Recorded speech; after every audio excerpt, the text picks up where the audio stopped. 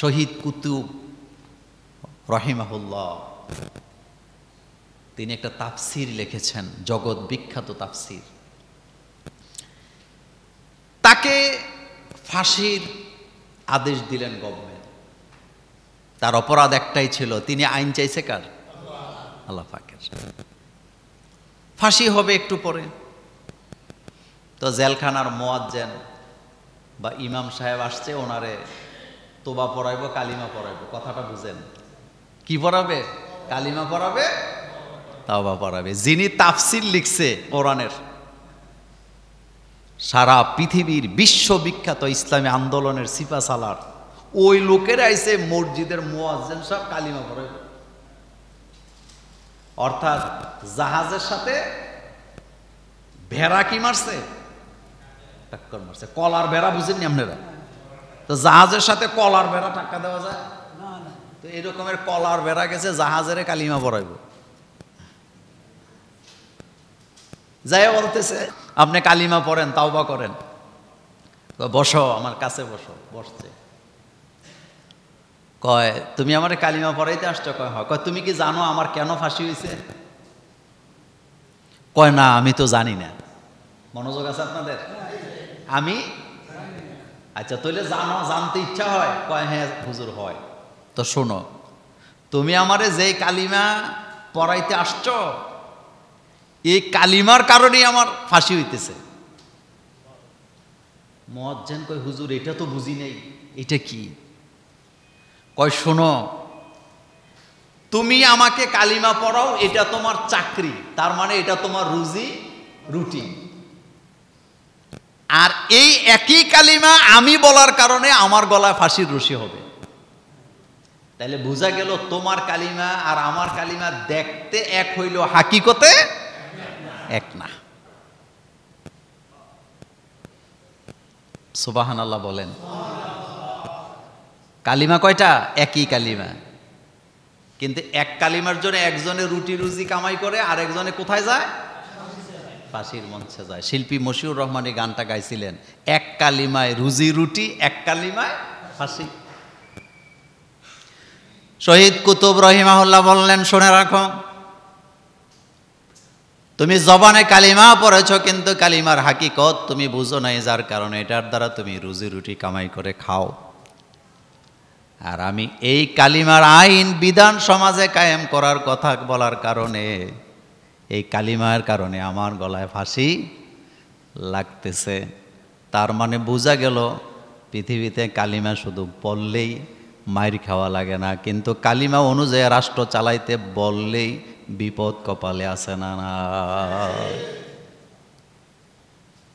ভালো মানুষ নামাজও পড়ে, উমরাও করে, হজও করে, কিন্তু যখনই বলবেন আচ্ছা জমিন তো আল্লাহর, তো আল্লাহর আইন দিয়া বিচার আচার চলুক, এগুলি বললেন না, বহুত খারাপ,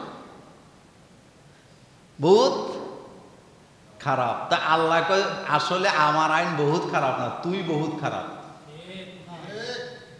তুই কদ্দুর খারাপ? আল্লাহ বলতেছে, শুনেন, আল্লাহ বলতেছে তুই কদ্দুর খারাপ।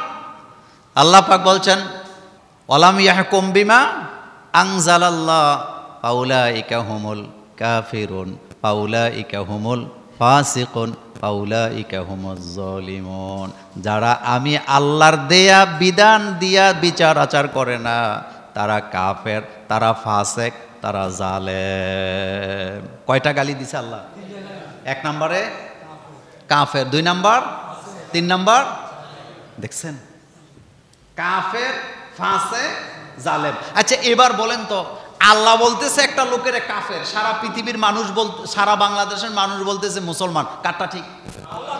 আল্লাহ বলতেছে লোকটা ফাসেক, সারা বাংলাদেশের মানুষ বলতেছে লোকটা ভালো মুমিন, আল্লাহটা ঠিক না মানুষেরটা ঠিক? আল্লাহ বলতেছে লোকটা জালেম, সারা বাংলাদেশের মানুষ বলতেছে লোকটা ভালো, কারটা ঠিক?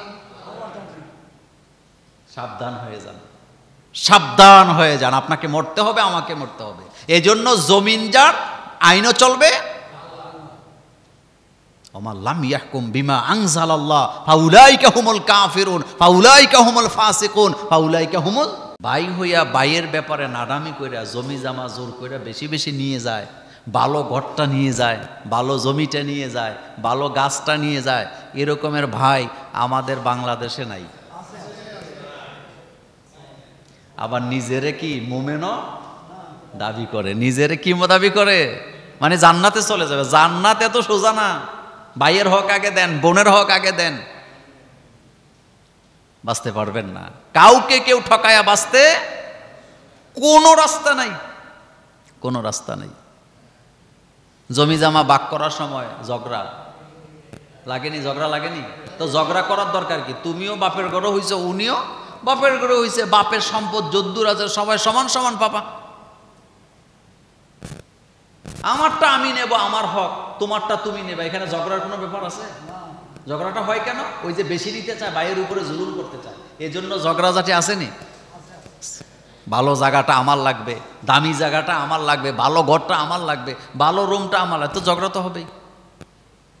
সিদ্ধান্ত নিতে হবে, বাপের দেয়া জমি যা আছে বাড়িঘর আমি যদ্দূর পাবো, আমার ভাইও তদ্দূর পাবে। ভাগ করার সময় কারো প্রতি যেন কি না হয়, জুলুম না হয়।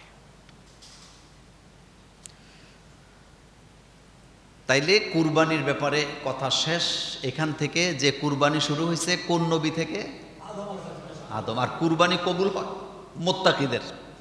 কাদের? আর মুত্তাকি কারা? যারা আল্লাহকে ভয় পায়। বলেন মুত্তাকি কারা? যারা আল্লাহকে ভয় পায়, আল্লাহকে খুশি করার জন্য কুরবানি দেয়। গোস্ত খাওয়ার ইচ্ছা করে সমাজরে দেহানের লিগা বড় গরু কুরবানি দেন, কোনো লাভ হবে না। কুরবানি দিতে হবে শুধুমাত্র কার জন্য?